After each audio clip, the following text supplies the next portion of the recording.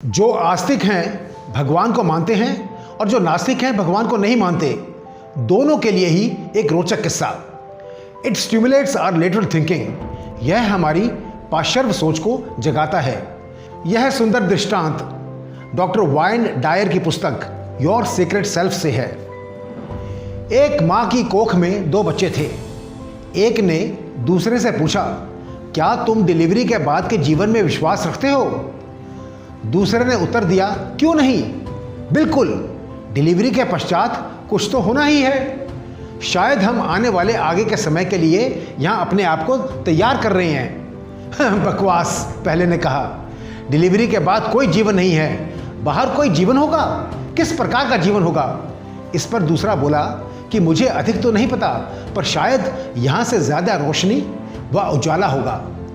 शायद हम अपनी टांगों से चल पाएं और मुंह के द्वारा भोजन लें। शायद हम में कुछ ऐसी सेंसेस हो, कुछ ऐसी इंद्रियां, ऐसा विवेक हो जो हम आज नहीं समझ पाते। पहले ने उत्तर दिया, क्या बेतुकी बात है, चलना तो असंभव है, और मुंह से खाना, हास्यास्पद, बकवास।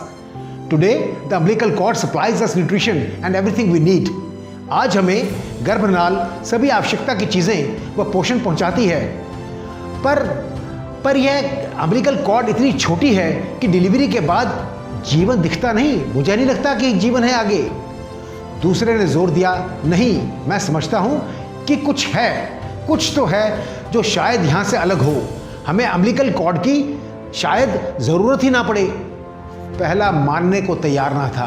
क्या बेतुकी बात है, और अगर जीवन है भी तो क्यों कोई भी डिलीवरी के बाद वापस नहीं आया? डिलीवरी जीवन का अंत है और डिलीवरी के पश्चात कुछ नहीं है, केवल अंधेरा, खामोशी और गुमनामी है। यह हमें कहीं नहीं ले जाएगी। मैं यह सोच नहीं रखता, हम माँ को अवश्य मिलेंगे और वह हमारा पूरा ध्यान रखेगी, यह दूसरे का विश्वास था। इस बात पर पहले ने कहा, माँ, तुम सचमुच माँ पर विश्वास रखते हो? कमाल है। If mother exist, where is she now? अगर माँ सचमुच होती है तो अभी कहाँ है? वो हमारे चारों ओर है। हम उससे पूर्णतया घिरे हुए हैं। हम उसी से हैं, उसी का भाग हैं, हम उसी में रहते हैं। उसके बिना यह संसार हो ही नहीं सकता। दूसरे ने उत्तर दिया। पहला तपाक से बोला, दिख तो नहीं रही कहीं? तर्क कहता है कि जो नहीं दिखे वह नहीं है। She doesn't exist.